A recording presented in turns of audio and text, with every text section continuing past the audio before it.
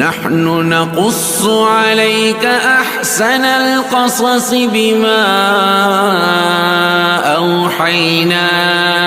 إليك هذا القرآن. الرحمن الرحیم. یو ملګری تاسو کړو کو یو انسان مسلسل په سفر کې وي، یعنی دا ډرایور دی او په هفتو دا سفرونه کوي، همدغه شان دا پایلټ دی او دا سفر کوي، نو آیا دی به سفرانه مسکی به د خپل اوقاتو کې او کنا پوره مثبت کوي؟ نو زموږ علماو د پوره مسکولو د پاره او د مقیم جوړېدو د پاره کم از کم 15 ورځې لیکلي دي. که یو انسان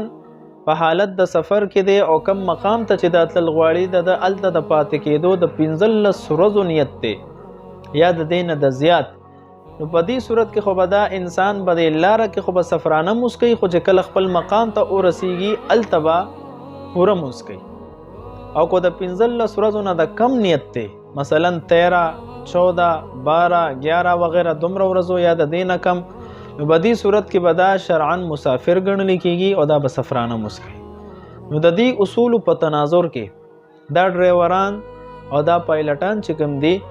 دی عموماً د 15 او د دینه د زیاتو شپو نیت الته د پاتې کېدو نه،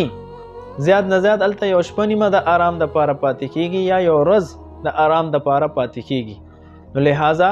د شرعي اصول مطابق دا ډرایوران او دا پایلټان چې مسلسل په سفر کې دا شرعي هم مسافر دي، دی به سفرانه مسکی، هر 4 رکعتیز فرض مصبا دی 2 رکعاته کوي، او کو دی ته مقوا او دی سره وخت وی او سفر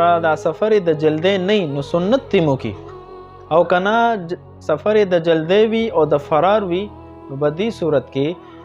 بیا کو دی سنت پرېږدي نو هم ولا جایز دی، سنت پرېغوستی شي. علامہ علاؤالدین حسکفی رحمه الله فرمای ومن طاف الدنيا بلا قصد لم يقصر مسيرة 3 أيام ولياليها صلى الفرض الرباعي ركعتين حتى يدخل موضع مقامه او ينوي اقامة نصف شهر. نو دی مسلسل په سفر کې دی او سفرانه مسبکه. البته چې کله داسې قسم مسافر دا دایمي مسافر شي خپل مقام ته ورسیږي، الته کم یو شپه یا یو ورځ د آرام بلوشي، نو په دغه خپل مقام کې چې دا کم یو ورځ او یو شپه بدی باندې کم منځونه راځي دا به پوره مسکی، دغه به سفرانه نه کوي. او د دین علاوه چې کم بدی په هفتو مسلسل دی په سفر کې وي او د 15 ورځې اړو چرته ته پاتې کېدو نیت نه،